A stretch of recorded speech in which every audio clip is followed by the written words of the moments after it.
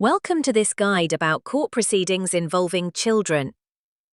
If you're not a lawyer, the process can seem confusing or overwhelming. This presentation explains what happens when someone applies to the family court for an order under Section 8 of the Children Act 1989. These are sometimes called private law proceedings because they are usually between parents or family members.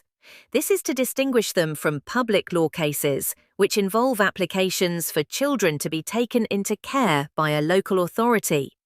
Private law cases deal with important decisions about children, like where they live or who they see. We'll go through each step in the process to help you understand what to expect. There are three main types of orders the court can make under Section 8 of the Children Act. A child arrangements order decides where a child will live and who they will spend time with. It can also set out how often and in what way that contact happens, like face-to-face, phone calls, or video chats. A prohibited steps order stops someone from doing something with the child without the court's permission. For example, it might stop a parent from taking the child abroad or changing their school.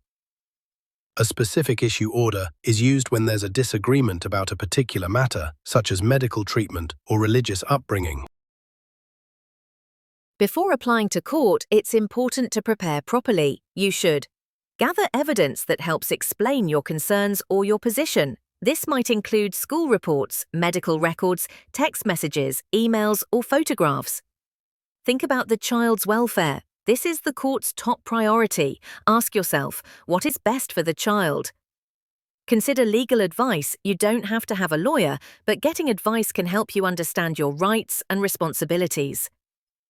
Learn about the process so you know what to expect. There are resources, including videos, guides, and helpful links that explain each stage on the cumbriadfj.info website.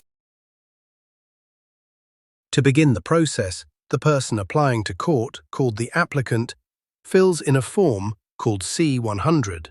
This form can be completed online or on paper. In it, the applicant explains what the disagreement is about and what order they are asking the court to make. If you receive an application, you are called the respondent. You will be sent a copy of the C-100 form and any documents the applicant has provided. It's important to read everything carefully. You should also prepare to explain your side of the story at the first hearing. If you have any concerns about the child's safety or well-being, you should raise them as soon as possible. You can fill in Form C7, which tells the court you have received the application and sets out how you can respond to it. Once the application is received, a judge looks at it to decide how the case should be managed. This is called gatekeeping. The judge considers how complicated the case is, whether there are any urgent issues, whether there are any safeguarding concerns. Based on this, the judge decides what type of judge should hear the case and which court it should be sent to. This is called allocation. The aim is to make sure the case is dealt with by the right level of judge in the right place. The court will send both parents and anyone else involved in the case an order, which sets out what will happen next. It is important to read the order carefully.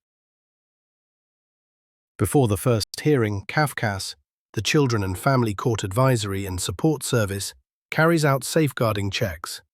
This usually takes about 17 working days. A Timescales officer will contact both parties to ask about any concerns. Check with the police and the local authority to see if there are any known risks. They then write a short report, called a safeguarding letter, which is sent to the court. This letter highlights any concerns about the child's safety or welfare and helps the court decide what should happen next. It is very unusual for the court to make any decisions about the children or list a hearing until the safeguarding letter has been prepared. The first court hearing is usually held 4 to 6 weeks after the application is made. Both parties attend, along with a Timescales officer. The hearing is called a First Hearing Dispute Resolution Appointment, or FEDRA. At this hearing, the judge and Timescales officer try to understand the main issues in the case. They encourage the parties to reach an agreement if possible. If agreement isn't reached, the judge gives directions about what should happen next. This might include ordering reports or setting dates for future hearings. There's a video on the cumbriadfj.info website that explains what happens at a FEDRA in more detail. If the court needs more information to make a decision, it may order a Section 7 report. This is also known as a welfare report. This is usually written by a CAFCAS officer. Sometimes, if the local authority has had recent involvement with the family, the court will ask the local authority to prepare the welfare report. Whoever does it, the court asks for an independent assessment of what is best for the child. The person writing the report will usually speak to both parents, speak to the child, if they are old enough, speak to other people involved, like teachers or relatives. The report looks at the child's needs and the family situation. It usually takes 12 to 16 weeks to complete. The court doesn't always order a welfare report. It depends on the case. If one party makes serious allegations, such as domestic abuse, violence, or harmful behaviour, the court may decide to hold a finding of fact hearing. This is a separate hearing where the judge decides whether the allegations are true. This hearing usually takes place before a welfare report is written, because the outcome may affect what recommendations are made. A finding of fact hearing can add 3 to 6 months to the overall time the case takes. At a finding of fact hearing, the judge will listen to evidence from both sides and make a decision based on what they find proved. Once all the reports and evidence are ready, the court holds a dispute resolution appointment, or DRA. The aim is to try and settle the case without needing a final hearing. At this hearing, the judge may give a provisional view on what decision the court may make based on the written evidence.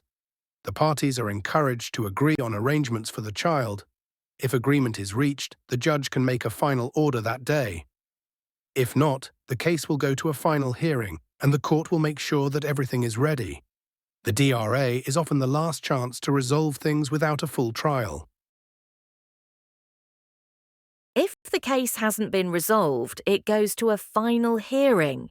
This is where the judge hears the evidence and makes a final decision. At the final hearing, both parties give evidence and answer questions.